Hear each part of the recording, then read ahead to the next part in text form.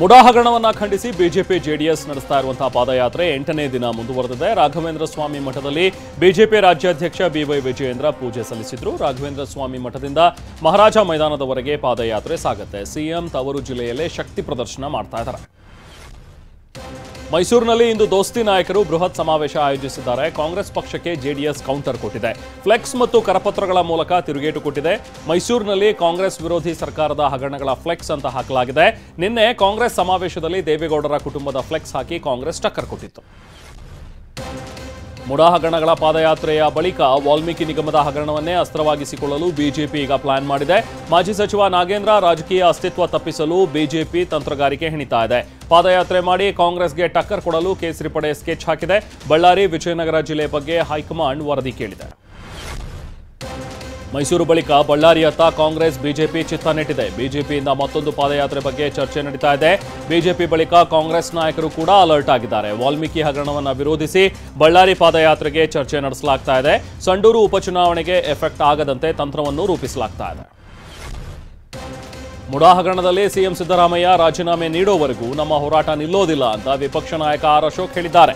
ತಪ್ಪು ಗೊತ್ತಾದ ಬಳಿಕ ಮುಡಾ ಸೈಟ್ ಈಗ ವಾಪಸ್ಸು ಕೊಡ್ತೀನಿ ಅಂತ ಸಿದ್ದರಾಮಯ್ಯ ಹೇಳ್ತಾ ಇದ್ದಾರೆ. ನೀವು ಖರೀದಿ ಮಾಡಿರುವ ಭೂಮಿ ದಲಿತರ ಭೂಮಿ ಅಂತ ಅಶೋಕ್ ಕಿಡಿಕಾರಿದ್ರು. ಯಾದಗಿರಿ ಪಿಎಸ್ಐ ಪರಶುರಾಮ್ ನಿಗೂಢ ಸಾವು ಪ್ರಕರಣ ಸಾಕಷ್ಟು ಸದ್ದು ಮಾಡ್ತಾ ಇದೆ.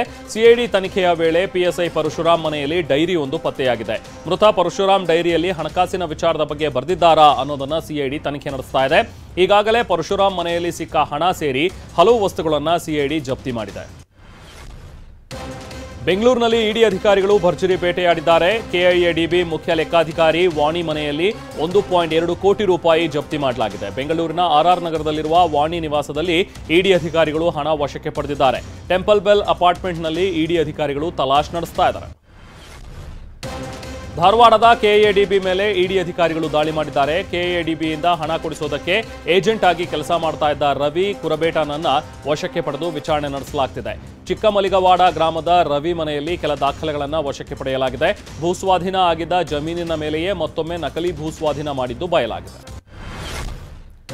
ಬೆಂಗಳೂರಿನಲ್ಲಿ ಐನಾತಿ ವಂಚಕರ ಹಾವಳಿ ಹೆಚ್ಚಾಗಿದೆ. ಅಕೌಂಟ್ಗೆ ಹಣ ಹಾಕ್ತೀನಿ, ಕ್ಯಾಶ್ ಕೊಡಿ ಅಂತ ನಾಟಕ ಆಡೋ ಖದೀಮ ಅಂದ್ರಹಳ್ಳಿಯ ಸೈಬರ್ ಸೆಂಟರ್ ಮಾಲೀಕನಿಗೆ ಮೋಸ ಮಾಡಿದ್ದಾನೆ.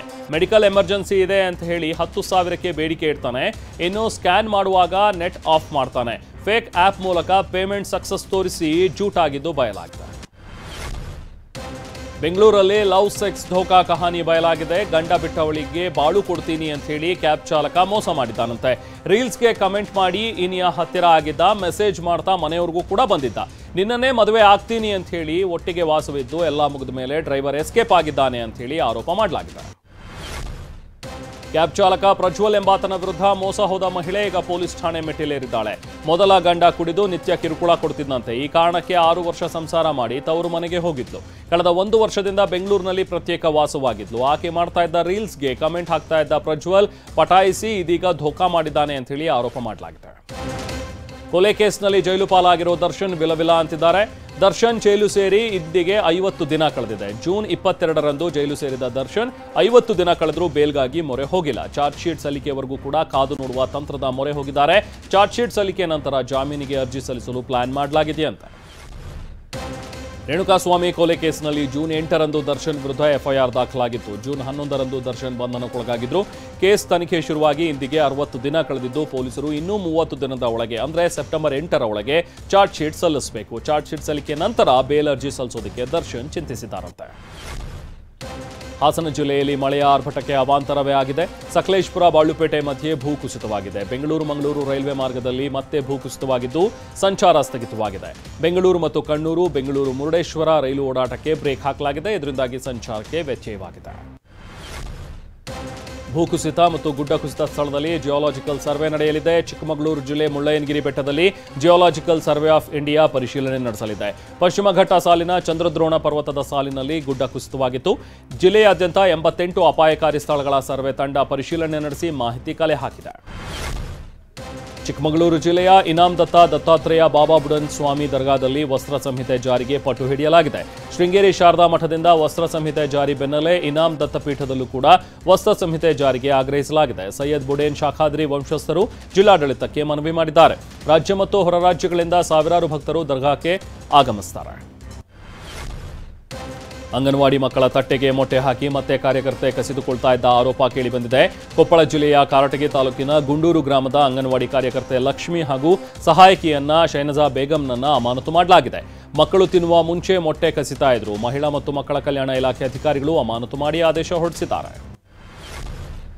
ರಾಯಚೂರು ಜಿಲ್ಲೆ ಆರ್ಎಚ್ ಕ್ಯಾಂಪ್ನಲ್ಲಿದ್ದ 5 ಸಿಎಎ ಕಾಯ್ದೆಯಡಿ ಪೌರತ್ವ ನೀಡಲಾಗಿದೆ. ಸಿಎಎ ಅಡಿ 5 ಬಾಂಗ್ಲಾ ನಿರಾಶ್ರಿತರು ಭಾರತದ ಪೌರತ್ವ ಪಡೆದಿದ್ದಾರೆ. ಆರ್ಎಚ್ ಕ್ಯಾಂಪ್ ನಿವಾಸಿಗಳಾದ ರಾಮಕೃಷ್ಣನ್ ಅಧಿಕಾರಿ, ಅದ್ವಿತಾ, ಸುಕುಮಾರ, ಬಿ ಪ್ರತಾಪ್ಸ್ ಹಾಗೆ ಗೋಲ್ಡರ್, ಜಯಂತ್ ಮಂಡಲ್ಗೆ ಪೌರತ್ವ ಸಿಕ್ಕಿದೆ. ಸಿಂಧನೂರಿಗೆ ಮೋದಿ ಆಗಮಿಸಿದ ವೇಳೆ ನಿರಾಶ್ರಿತರು ಪತ್ರ ನೀಡಿದರು. ಪ್ರಧಾನಿ ವಯನಾಡು ಭೇಟಿಯನ್ನ ಕಾಂಗ್ರೆಸ್ ನಾಯಕ ರಾಹುಲ್ ಗಾಂಧಿ ಸ್ವಾಗತಿಸಿದ್ದಾರೆ. ಭೀಕರ ದುರಂತದ ಅವಲೋಕನ ಮಾಡೋದಕ್ಕೆ ಮೋದಿ ತೆರಳುತ್ತಾ ಇದ್ದಾರೆ. ಮೋದಿಯವರೇ ಖುದ್ದು ವಯನಾಡಿಗೆ ಭೇಟಿ ನೀಡಿದ್ದಕ್ಕಾಗಿ ಧನ್ಯವಾದಗಳು. ಭೂಕುಸಿತವನ್ನ ರಾಷ್ಟ್ರೀಯ ದುರಂತ ಎಂದು ಘೋಷಿಸುತ್ತಾರೆ ಎಂಬ ನಂಬಿಕೆ ಇದೆ ಅಂತ ಬರೆದುಕೊಂಡಿದ್ದಾರೆ. ಪ್ಯಾರಿಸ್ ಒಲಿಂಪಿಕ್ಸ್ನಲ್ಲಿ ಭಾರತೀಯ ಹಾಕಿ ತಂಡ ಪದಕ ಬೇಟೆಯಾಡಿದೆ. ಭಾರತೀಯ ಹಾಕಿ ತಂಡ ತಾಯ್ನಾಡಿಗೆ ವಾಪಸ್ಸಾಗಿದ್ದು ದೆಹಲಿ ಏರ್ಪೋರ್ಟ್ನಲ್ಲಿ ಅದ್ಧೂರಿ ಸ್ವಾಗತ ಸಿಕ್ಕಿದೆ. ಪದಕ ಗೆದ್ದು ಬಂದ ಹಾಕಿ ತಂಡಕ್ಕೆ ಹಾರ ಹಾಕಿ ಸ್ವಾಗತಿಸಲಾಯಿತು. ಹಾಕಿ ತಂಡ ಮೆಡಲ್ ಹಿಡಿದು ಕುಣಿದು ಕುಪ್ಪಳಿಸಿತು.